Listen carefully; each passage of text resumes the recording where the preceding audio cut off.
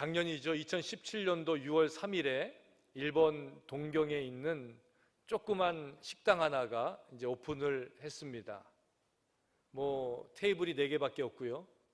그냥 기껏해 한 12명이 앉을 수 있는 그런 자그마한 식당인데 테이블 수만 적은 게 아니라 메뉴도 3가지밖에 없었답니다.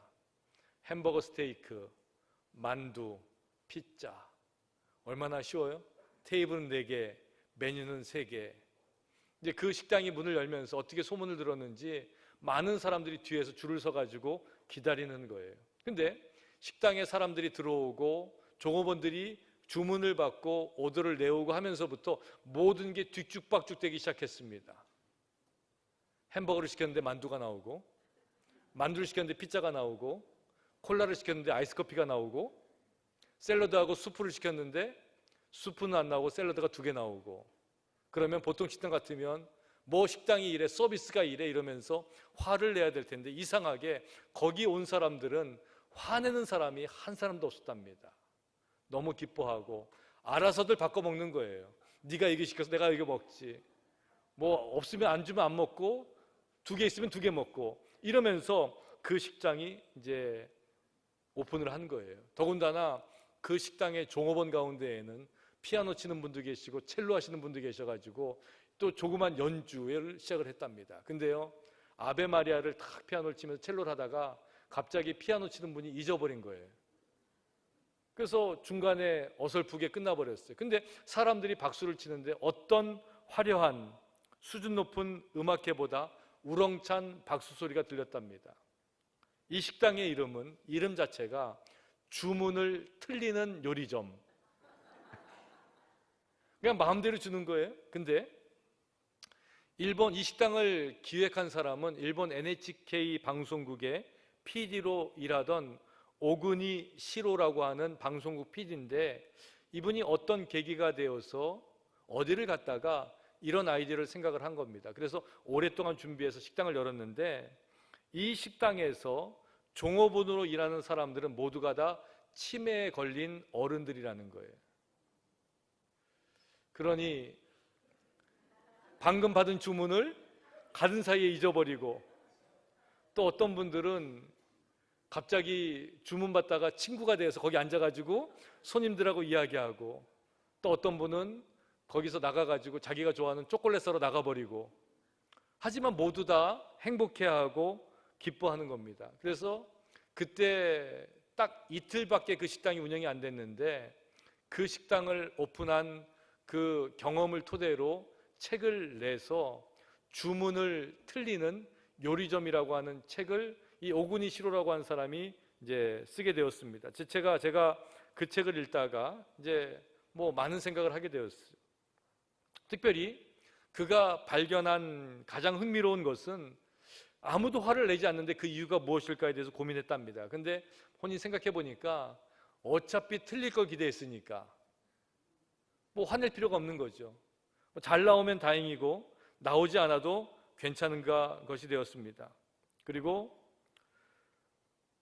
그렇다고 해서 이 식당이 실수를 목표로 하지는 않는다고 합니다. 왜냐하면 치매에 걸린 분들도 실수는 두려운 것이고 실수는 가슴 아픈 상처가 되는 것은 마찬가지이기 때문입니다. 더군다나 치매를 앓는 이들이 실수가 오히려 즐기는 유의의 공간이 되는 것을 원치 않았기 때문에 실수를 되도록이면 하지 말라고 교육도 시키고 메뉴도 단순화시켜가지고 아주 쉽게 메뉴를 받을 수 있을 그 표를 만들어서 그렇게 준비했다는 겁니다. 그리고 막상 시작을 하니까 더 놀란 것은 생각보다 실수가 많이 나오더라는 거죠. 저자는, 그 책을 쓴 사람은 주문을 틀리는 식당을 하나의 조그만 사회로 보았습니다.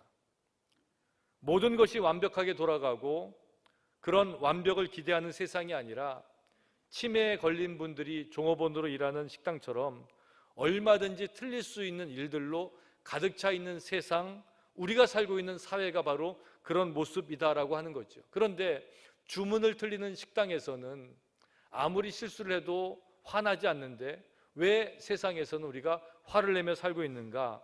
그 차이는 결국은 우리 안에 있는 용서하는 마음, 관용의 차이 때문에 그런 일들이 일어난다고 이야기합니다. 아무리 큰 일도 내가 받아들이고 용서하기로 마음먹으면 용서하지 못할 일이 없을 것입니다. 그런데 아무리 조그만 일도 용서할 수 없으면 그 일은 평생 우리 마음속에 응어리로 남을 수밖에 없는 것이죠. 관용과 용서의 마음으로 세상을 사는 사람들의 입에서 가장 많이 나오는 이야기는 뭐냐면 괜찮아, it's okay, 이런 말입니다. 우리 옆에 계신 분들 손을 꼭 잡으시고 이렇게 한번 인사하시길 바랍니다. 모르긴 몰라도 괜찮아질 거야. 모르긴 몰라도 괜찮아질 거예요.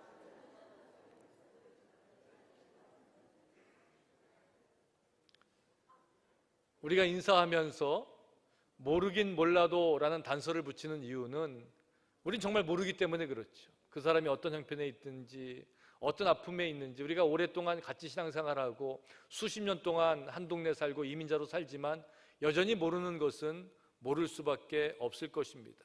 그런데 지금 이 시간에도 우리의 모든 것을 아시는 하나님께서는 내가 다 알고 있어, 괜찮아, 마음 놔, 내가 너를 용서해, 내가 너를 받아들여, 내가 너를 이해해 줄게, 이렇게 말씀하고 계실 것입니다. 이 시간에 주님이 주시는 그 너그러운 음성을 들으시고 주님의 너그러운 품에 안기시는 여러분들 되시길 주님의 이름으로 축원합니다. 만일 우리가 우리 죄를 자백하면 그는 미쁘시고 의로우사 우리 죄를 사하시며 우리를 모든 불의에서 깨끗하게 하실 것이다. 주님께서 오늘 우리에게 주시는 말씀입니다. 어쩌면 우리는 세상에 살면서 화내고 사는 이유가 어떤 문제 때문에 화를 내는 게 아니라 그 문제를 받아들일 수 없는 나의 옹졸한 마음의 크기 때문에 화를 내는지도 모릅니다. 나는 틀려도 되지만 다른 사람은 틀리면 안 된다는, 다른 사람의 실수를 용납할 수 없다는 그런 마음의 그 뒤틀린 부분들이 세상을 그렇게 만들어 가고 있는지도 모릅니다. 주문이 틀리는 요리점에서 식사를 한 다음에 거기 온 손님들에게 설문조사를 했다고 합니다. 그때 나온 그 설문 답 중에 하나가 뭐였냐면 주문이 잘못 나와서 기뻤습니다 라는 이야기가 나왔대요. 주문이 잘못 나와서 기뻤습니다. 잘못은 나쁜 일이죠. 잘못은 불편하게 하는 일입니다. 잘못 나와서 라는 말 다음에는 기분이 나쁩니다, 화가 납니다, 뭐 이런 말이 붙어야지 맞을 겁니다. 그런데 주문이 잘못 나와서 기뻤습니다. 그 책을 쓴 사람은 주문이 잘못 나와서 기뻤다라는 이 단어를 가지고, 이 문장을 가지고 오랫동안 고민하다가 이런 결론을 내립니다. 그 말 한마디가 비용을 가치로 승화시키는 시간이다. 조금 말이 어렵지만 비용이 가치가 된다는 겁니다. 예를 들어서 이런 거죠. 우리가 운전을 하다가 길을 잘못 듭니다. 여러분, 길을 잘못 들면 어떻습니까? 돌아와야 되죠. 시간 걸리죠. 가스 더 써야 되죠. 비용이 들게 마련입니다. 뭐 설거지하다가 실수해서 떨어뜨려서 그 접시를 깨뜨렸습니다. 비용이 드는 거죠. 그런데 그 비용이, 그 실수가, 그 잘못이 가치로 된다는 것은 이해하고 관용하고 받아들일 때 이것은 문제가 아니라 그 사람들에게 용기를 주고 자신감을 주는, 값으로 따질 수 없는 그 가치를 만들어내는 거기 때문에 비용이 가치가 된다는 겁니다. 그러면서 그 저자는 그 경험을 한 다음에 입에 자주 오르내리는 단어가 생겼다고 이야기합니다. 그것은 따뜻함이라고 하는 단어입니다. warm. 따뜻한 세상, 따뜻한 교회, 따뜻한 가정, 따뜻한 사회, 따뜻한 학교, 따뜻한 나라, 이 말을 입에 달고 산다고 이야기했습니다. 따뜻하다는 말은 실수마저도 이해되고 받아들여진다는 뜻이 포함되어 있습니다. 그 사람 자체를 인정한다는 뜻도 포함됩니다. 교회는 바로 그렇게 따뜻한 곳이 되어야 됩니다. 실수가 용납되지 않는 분위기가 이게 세상을 험악하게 만들고 삭막하게 만듭니다. 그렇다고 실수를 조장하고 마음 놓고 실수하라는 것이 아니라 최선을 다하지만 자기의 보다 과장될 필요도 없고 숨길 필요도 없는 있는 그대로의 모습, 그때 벌어지는 실수는 때로는 이해가 되기도 하고 때로는 환영받기도 하는 그런 공동체가 교회가 되어야 되는 것이죠. 교회 들어오는 사람을 우리는 환영한다고 이야기합니다. 우리 교회 교인이 되고 또 교회 봉사하고 내가 하기 싫어하는 일 시키고 교인 수가 늘어나면 뭐 교회가 부흥됐다고 뭐 인정받고 이래서 교회를 새로운 사람들을 환영한다 그러면 이것은 사람을 환영하는 교회가 아니라 사람을 이용하는 교회가 될 뿐입니다. 우리가 그리스도의 몸된 교회에 오는 모든 분들을 환영하는 이유는 그리스도의 사랑으로 있는 모습 그대로를 받아들이겠다고 하는 그 마음으로 환영하는 것입니다. 사도 바울은 로마서에서 이렇게 말했습니다. 그러므로 그리스도께서 우리를 받아 하나님께 영광을 돌리심과 같이 너희도 서로 받으라. 여기서 accept one another, 서로 받으라고 하는 이야기는 뭐 같이 말통하고 같은 수준에 있고 같이 여행 다닐 수 있고 같이 밥 먹을 수 있는 사람, 그 사람들을 accept, 인정하고 받아들이고 친구로 삼으라는 말이 아니라는 것이죠. 여기서 말하는 서로 받으라, accept one another라는 말은 도저히 이해할 수 없는 사람, 차이가 나는 사람, 피부 색깔이 다른 사람, 말이 안 통하는 사람, 나를 아프게 했던 사람, 나에게 손해를 끼쳤던 사람, 이런 사람들까지도 받아들이라고 하는 말입니다.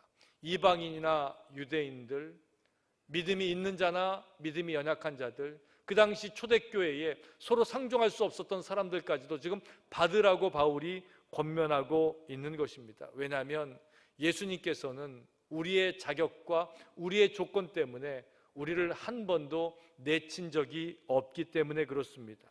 그런데 서로 받는다고 마음 먹고 손을 내밀었는데 문제가 생깁니다. 나는 손을 내밀었는데 그쪽에서 손을 잡지 않고 이 손을 뿌리치면 우리는 그때부터 내밀었던 손이 겸연쩍어서 움츠러들게 마련입니다. 그래 놓고는 뭐 싫으면 말지, 나는 뭐 할 거 했어, 이러면서 마음의 문을 닫아버립니다. 그렇지 않습니다. 뿌리치는 것은 그들의 몫이지만 내가 해야 하는 일은 내가 해야 됩니다. 그리고 맡겨야 합니다. 그런 마음이 없다면 사람은 결코 너그러워질 수 없기 때문에 그렇습니다. 따지고 보면 예수님도 우리들의 태도 때문에 사랑을 거절하신 적이 한 번도 없기 때문에 그렇습니다. 사람의 태도나 상대방의 관계에 상관없이 나에게 맡겨진 사랑의 의무를 다할 때 우리는 새로운 존재로 변화하게 되는 것이죠. 사람에 따라 내 마음에 따라 변화하는 것이 아니라, 환경에 따라 마음이 들쑥날쑥한 것이 아니라, 상대의 반응에 좌우되는 것이 아니라 나에게 맡겨주신 받아들임의 사명, 너그러움의 사명을 감당할 때 나는 그제서야 주체적인 존재가 되는 것입니다. 왜냐하면 세상이 나를 움직이는 게 아니라 내가 세상을 주도할 수 있기 때문에 주체적인 존재라는 표현을 쓸 수가 있는 것이죠. 모든 사람이, 아니 믿는 사람들이, 아니 여기 계신 분들만이라도 그런 너그러움의 사명을 감당한다면 우리가 속해 있는 세상이 분명히 달라지게 될 것입니다. 사람들은 자기의 것을 지키기 위해서 다른 사람을 내치는 일을 쉽게 합니다. 세상은 그런 사람을 교만한 사람이라고 이야기합니다. 교만은 다른 사람이 나의 삶 속에 자리 잡는 것을 인정치 않는 삶의 태도가 교만한 삶의 태도입니다. 바울은 디모데에게 편지하면서 교만한 사람에 대해서 주의하라고 이야기합니다. 교만한 사람은 무엇보다도 하나님의 말씀을 따르지 아니하기 때문이라는 것이죠. 하나님의 말씀을 따르는 사람은 겸손한 사람인데, 교만한 사람은 자기가 잘난 줄 알고 우쭐한 채 하면서 하나님께서 우리에게 맡겨주신 말씀, 하나님이 주신 교훈을 지키지 않는 사람이 바로 교만한 사람이라는 겁니다. 그리고 그런 사람은 하나님의 말씀을 알지 못하기 때문에 세상에서 변론하고 언쟁을 좋아하고 투기와 분쟁, 비방과 악한 생각 속에서 마음이 부패하며 진리를 잃어버린 채 경건을 이익의 방편으로 삼는 사람이라고 오늘 성경 말씀, 우리에게 주신 말씀 바로 전에 디모데전서 6장 3절부터 5절까지 기록하고 있는 것이죠. 그래서 교만한 사람 주위에는 늘 싸움이 그치지 않습니다. 교만한 사람은 그 싸움의 중심에 서 있는 것을 알게 됩니다. 그러면 교만한 사람과 대조적으로 반대되는 삶을 사는 사람은 어떤 사람입니까?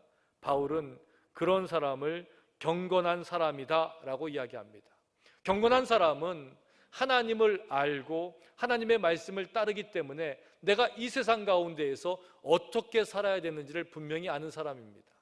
근데 그 경건함의 비결이 뭐냐면 바울은 꼭 집어서 자족하는 마음이다 라고 이야기를 합니다.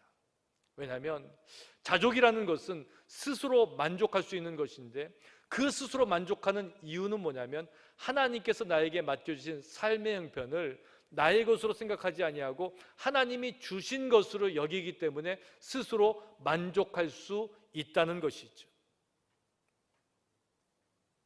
내 삶에 맡겨주신 배우자, 내 부모, 내 자식, 내 교회, 내 친구들, 이런 사람들을 만족하는 사람은 하나님의 그 섭리를 인정하는 사람입니다. 그런데 나는 왜 이 사람 만나서 이렇게 고생해? 내가 언제 미국 간다 그랬어? 미국 와서 날 이렇게 힘들게 해. 이것은 하나님의 섭리 자체를 인정하지 않는 것이기 때문에 교만한 사람이 될 수밖에 없다는 것이죠. 마음속에 교만함을 잃어버리고 자족하지 못하게 하는 가장 주된 이유는 내 속에 싹트기 시작한 욕심 때문인데 그 중에서도 다른 사람과 비교하는 마음이 자족하는 마음을 잃어버리게 만드는 겁니다. 다른 사람과 비교하는 말은 곧 허상을 보라는 말과 똑같습니다. 우리가 보는 다른 이의 삶은 표면의 일상에 불과합니다. 허상과 똑같은 것이죠. 그 허상을 붙잡고 자신의 자족함을 잃어버리고 경건함을 잃어버리는 사람은 어리석은 사람이라고 밖에는 말할 수가 없는 것이죠. 옛날에 한 마을이 천국과 같이 모든 것에 자족하며 사는 마을이 있었습니다. 사탄이 시기해서 하나님 앞에 가서 이렇게 요구합니다. 그 마을 사람들이 그렇게 천국을 이루면서 살아가는 것이 그냥 그렇게 살아가는 것이겠습니까? 다 하나님께 주신 것이 있기 때문에 그런 거 아니겠습니까? 하나님 거기에서 뭔가를 좀 빼앗아 보십시오. 그러면 그 사람들도 원망하고 불평하게 될 것입니다. 하나님께서 욥에게 사탄을 통해서 욥의 고난을 허락하셨던 것처럼 이 천국 마을에도 그 사람들에게서 빼앗는 것을 허락했습니다. 사탄이 가서 무엇을 빼앗을까 고민하다가 그 사람들의 외투, 자켓을 다 빼앗았습니다. 온 마을 사람들이 외투를 잃어버렸습니다. 추운 겨울이 다가오는데 외투를 빼앗기게 되니까 추위에 떨면서 분명히 불평할 수밖에 없었습니다. 그런데 사람들은 뭐라 그러냐면 외투는 빼앗겼는지 모르지만 속옷은 남아있잖아? 그러면서 행복해하는 거예요. 안 되겠다 그래가지고 사탄이 이제는 두 번째 방법을 씁니다. 세 번의 기회밖에 없다 그랬으니까 두 번째 방법은 그 온 마을에 기근, 음식이 없어서 고통당하게 만듭니다. 아무리 사람이 좋아도요, 배고프면 짜증나잖아요. 이제는 하루에 3끼 이상 먹던 사람들이 한 끼도 겨우 먹는 상황이 되었습니다. 근데 그 사람들이 하루 한 끼 먹으면서 뭐라 그러냐면 그래도 한 끼라도 먹을 수 있잖아. 그러면서 원망과 불평 대신에 감사하는 겁니다. 이제는 사탄이 안 되겠어 가지고 이제 마지막 세 번째 방법을 씁니다. 온 동네에 불을 내서 모든 것을 태워버렸습니다. 아무것도 없었습니다. 다 날아갔습니다. 이제는 불평하겠지, 원망하겠지 그랬지만 그 마을 사람들이 모여서 하는 말이 그래도 목숨은 건졌잖아? 그러면서 감사하더라는 겁니다. 사탄이 하나님 앞에 가서 한 번만 더 기회를 달라 그랬습니다. 연구를 많이 했겠지요. 이 사람들은 아무리 빼앗아도 원망할 줄 모르는 사람들이다, 불평할 줄 모르는 사람들이다. 그래서 사탄이 선택한 전략이 뭐냐면 빼앗는 게 아니라 조금만 더 두자는 겁니다. 그래서 그들의 마음속에 조금 더라는 마음을 심어 놓았다 그럽니다. 그 전까지는 평화롭게 이웃과 사이좋게 지내는 사람들이 옆집 사람이 가진 거 보면서 저것보단 조금 더, 이것보단 조금 더, 이 사람보다 조금 더, 아무리 많은 것을 갖고 있는 사람도 조금 더 하다 보니까 마음의 평안을 잃어버리고 그제서야 그 평화롭고 천국과 같던 마을이 지옥과 같은 마을이 되었다는 이야기가 있습니다. 여러분 어떻습니까? 우리는 조금 더 하면서 마음의 평안을 잃어버리고 이 땅을 지옥으로 만들며 살아가고 있는 모습은 아닙니까? 세상에서 비천에 처하기도 하고 풍부에 처하기도 했으며 배부름도 경험하고 배고픔도 경험했으며 풍부와 궁핍에도 처하면서 세상살이의 비결을 체득했던 바울은 이렇게 이야기합니다.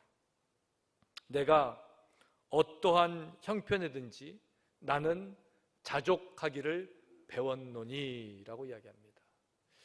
자족이라는 것은 배우는 거더라고요. 내가 성품이 모든 것을 스스로 만족하는 삶으로 살아나는 것이 아니라 하나님 앞에 겸손히 배우는 거예요. 바울이 그것을 어떻게 배웠다 그랬어요? 때로는 가난 속에서, 배고픔 속에서, 매맞는 것 속에서, 생명의 위기 속에서, 다른 말로 하면 고난 가운데에서 자족하는 것을 배우는 것이 인생이라는 겁니다. 오늘 말씀은 바울이 디모데에게 편지하면서 디모데에게 자족함을 하는 마음을 잃어버리고 더 가지려는 탐욕에 사로잡힌 채 어리석은 길로 가고 있는 사람들을 권면하라고 명령하고 있는 글입니다. 그런데요, 권면 정도가 아니라 명령입니다. 내가 내게 명하노니, 내가 이 시대에서 부한 자들을 명하여, 명령하여라는 말이 거듭해서 나오고 있습니다. 이 시대에서, 이 세상에서 부자인 사람들에게 명령하라는 겁니다. 바울이 디모데에게 그렇게 이야기하는 거예요. 왜? 그들이 하나님께 마음을 두지 않고 세상 재물에 마음을 두고 살아가는 모습이 있기 때문에 그렇습니다. 이런 말씀을 들을 때마다 그럼 나는 어떻게 해야 되나? 이런 마음이 불안한 분들이 계실 거예요. 근데요, 여기 나오는 부자는 그냥 돈만 많은 사람이 아니라 그 세상에 주어진 것을 세상을 위해 쓰거나 하나님을 위해 쓰는 것이 아니라 그것 때문에 하나님을 오히려 잃어버리고 살아가는 그런 어리석은 부자들을 향해서 하는 말인 것을 우리가 기억해야 되는 것이죠. 바울은 그들에게 오직 우리에게 모든 것을 후히 주사 누리게 하시는 하나님께 마음을 두라라고 권면합니다. 마음을 두라는 말은 그 하나님께 소망을 두라는 말하고 똑같은 말입니다. 진짜 부는 세상이 주는 것이 아니라 하나님께서 주셔야 되는 것이고, 세상은 부를 가져다 줄 수 있을지 모르지만 누리게 하시는 분은 하나님이시라는 겁니다. 그렇죠. 아무리 많은 것을 소유한다고 해도 오늘 저녁에 하나님이 나를 부르시면 그 분은 나하고 관계가 없는 것이 되기 때문에 그렇습니다. 어떤 신문사에서 돈의 정의를 내리는 사람에게, 가장 적합한 돈의 정의를 내리는 사람에게 큰 상금을 주겠다고 그렇게 광고를 했습니다. 수많은 사람들이 편지를 보내고 엽서를 보냈는데 거기에 1등으로 당선된 돈의 정의는 이렇다고 합니다. 돈이란 어디든지 갈 수 있는 패스포트다. 여권이란 얘기죠. 맞는 말이죠. except, 단 천국 빼고. 또 돈이란 무엇이든지 살 수 있는 능력이다. except, 단 행복 빼고. 그래서 이렇게 정의를 내린 사람이 1등으로 당선되었다는 겁니다. 너무나 적합한 표현이죠. 그런데 이렇게 정의를 내린 사람은 유명한 경제학자도 아니고 사업가도 아니랍니다. 그 사람의 신분을 나중에 확인했더니 새벽마다 아침 일찍 일어나서 집집마다 신문을 돌리는 신문팔이 소년이 그렇게 답을 내었다고 합니다. 일찍 일어나서 부잣집, 가난한 집, 좋은 집, 초라한 집 다니다 보니까 그 삶의 형편을 알게 된 거예요. 아무리 으리으리한 기와집이 있더라도 그 집에서 들려오는 소리가 늘 울음소리고 싸우는 소리라 그러면 그 돈으로 행복을 사지 못했다는 거죠. 하지만 가난한 집, 초라한 집이라도 웃음소리가 그치지 않으면 그 돈으로 살 수 없는 행복이 그 집에 있다는 것을 알기 때문에 돈이란 어디든지 갈 수 있는 패스포트이지만 천국까지 인도할 수는 없고, 돈이란 무엇이든지 살 수 있는 능력이 되겠지만 행복까지는 살 수 없다는 정의를 내렸다고 하는 것이죠. 오늘 바울도 디모데에게 명령하면서 그 부를 가지고 있는 사람들에게 command, 명령하라고 이야기합니다. 지휘관이 장교에게 명령해서 병사들을 이끌고 앞으로 돌격, 앞으로 전진 이야기하는 것처럼 바울은 디모데에게 분명히 명령하라고 이야기합니다. 저도 이 말씀을 읽으면서 제가 목사로 이 자리에 서 있는데 하나님께서 이 말씀을 통해서 여러분에게 하나님의 명령을 증거하라는 말씀으로 받아들입니다. 명령하라는 것이죠. 부한 자들, 어떤 분들은 그럴 겁니다. 뭐 내가 부하다고, 나는 돈이 없어. 그런데요, 지금 미국에 살고 있는 여러분들, 아침마다 점심마다 저녁마다 하루 세 끼를 먹을 수 있고 깨끗한 물을 먹고 마시고 저녁마다 샤워할 수 있고 자동차를 운전할 수 있는 분들은 아마 전 세계적으로 따지면 상위 한 2%, 3% 위에 있는 고소득층 부자일 것입니다. 아무리 어렵게 산다 그래도, 우리가 정부에서 보조를 받고 산다 그래도 우리 미국에 사는 사람들은 그나마 그런 혜택 속에 살 수 있는 분들이 분명합니다. 우리 모두가 들어야 될 말씀이죠. 바울이 디모데에게 그들에게 명령하라 했던 것처럼 저는 여러분에게 명령하고 싶습니다. 뭐라고요? 오늘 성경에 나와 있는 말씀 그대로입니다. 선을 행하라. 선한 사업을 많이 하라입니다. 또 너그러운, 나누어 주기를 좋아하며 너그러운 자가 되라. 이게 명령입니다. 성경 말씀을 읽을 때에는 그냥 부드럽게 권면하면서 선을 행하고 선한 사업을 많이 하고 나누어 주기를 좋아하며 너그러운 자가 되게 하라, 이렇게 나와 있지만 사실은 이 말씀은 굉장한 부담을 안고 읽어야 되는 명령문이라는 겁니다. 바울이 디모데에게 너는 부한 자들에게 명령하라.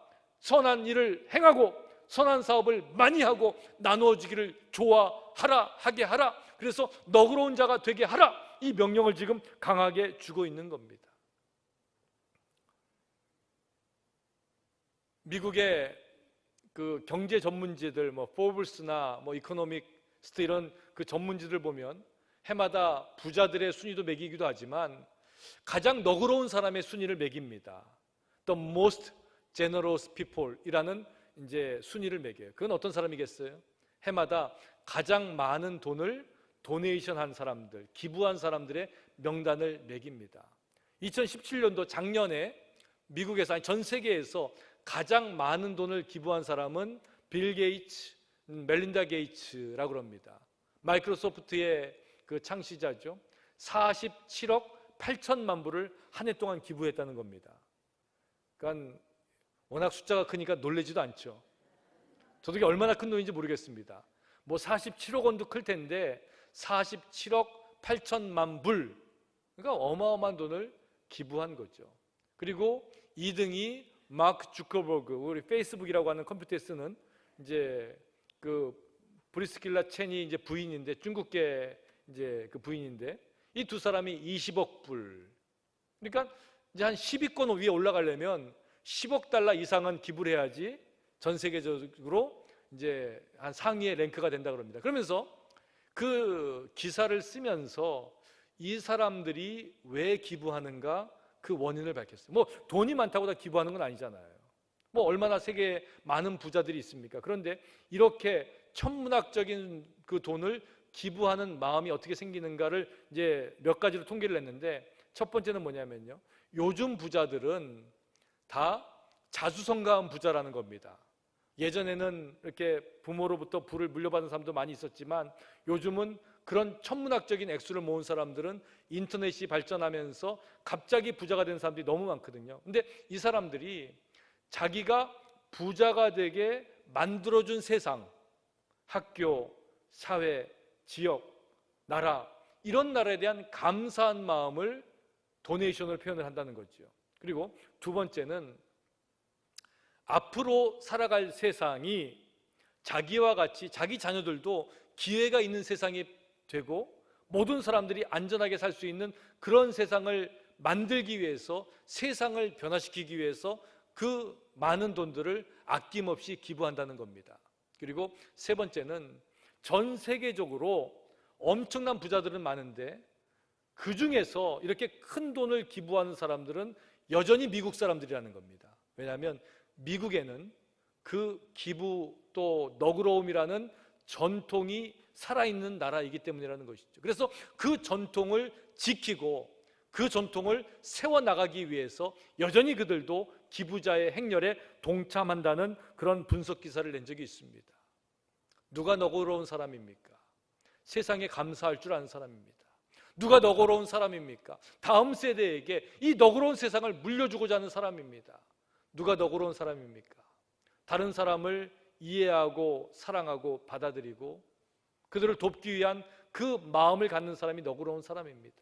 여기서 말하는 너그러움이라는 것은 다른 사람의 필요를 공감할 수 있는 능력을 너그러움이라고 이야기하고 있습니다. 그런데 무엇보다도 오늘 성경에서 바울이 디모데를 통해서 이런 사람, 너그러운 자가 되라 라고 이야기하는 까닭은 뭐냐면 그것이 우리로 하여금 생명의 터전을 삼게 하기 때문이라는 겁니다.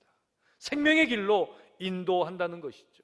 오늘 말씀 6장 19절에 성경은 이렇게 기록되어 있습니다. 이것이 장래에 자기를 위하여 좋은 터를 쌓아 참된 생명을 취하는 것이니라. 세상 어디로 갈 수 있지만 천국으로 인도할 수 없는 그 돈이 중요한 것이 아니라 이것을 나눔으로 우리를 천국으로 인도할 수 있는 그 능력, 아무리 많은 것을 살 수 있어도 행복을 살 수 없는 그 돈을 나눔으로 인해서 참된 생명을 취할 수 있는 그 길로 우리를 인도하기 위해서 이 말씀을 전하는 것이죠. 오늘 설교 말씀의 제목을 너그러움에 대하여라고 정했습니다. 우리는 이민자로 산다는 핑계로 각박하게 세상을 살았습니다. 다른 사람의 필요에 공감하지 못하고 나만 바라보고 살았습니다. 내 가정, 내 자녀, 내 부모, 내 식구, 내 교회. 그런데 성경은 그런 삶이 바람직한 삶이 아니라고 분명히 경고하고 있습니다. 그런 삶에는 결국은 생명이 없기 때문입니다. 그리고 우리에게 이 시대를 사는 부한자들에게 분명히 말하고 있습니다. 명령하는 것입니다. 선한 일을 하고 선한 사업에 힘쓰고 나누어 주기를 좋아해서 너그러운 자가 되라고 우리에게 분명히 명령하고 있는 것이죠.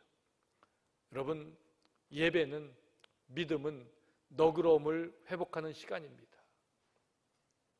아까 처음에 설교를 시작하면서 주문을 틀리는 요리점 이야기를 했는데 왜 그곳에는 기쁨이 있고 웃음이 있을까? 잘못 나왔는데, 틀리는데, 실수했는데 그 사람들의 마음이 너그럽기로 작정했기 때문에 그렇습니다. 우리 교회가 너그럽기로 작정한 너그러운 사람들의 교회가 되기를 주님의 이름으로 바랍니다. 너그럽다는 것은 몇 가지 조건이 있어요. 알고 보면 너그럽습니다. 모를 땐 그렇죠. 이분이 이런 분이구나. 알고 보면 너그러워질 수밖에 없어요. 뒤집어 보면 너그럽습니다. 그 자리에 위치해 보면 그럴 수도 있겠구나. 이해가 되는 거죠. 또 한 가지, 지나고 나면 너그럽은 걸 알게 됩니다. 그때는 몰랐지만 시간이 지나면 우리가 부모가 돼서 그 부모의 마음을 이해하면서 자식에 대해서 너그러워지는 것처럼, 부모에 대해서 너그러워지는 것처럼 시간이 지나고 뒤집어 보고 알고 보면 우리는 너그러워질 수밖에 없는 거죠. 그 너그러운 마음을 품으시고 선을 행하고 많은 선한 사업에 애쓰고 남의 어려움을 모른 채 하지 마시고 깊이 동정하는 너그러운 자가 되라라고 하시는 주님의 명령을 마음속에 새기시고 그 너그러운 마음을 품고 생명향기 가득한 그런 따뜻하고 아름다운 세상을 만들어 나가시는 여러분들 모두가 되시기를 주님의 이름으로 축원합니다.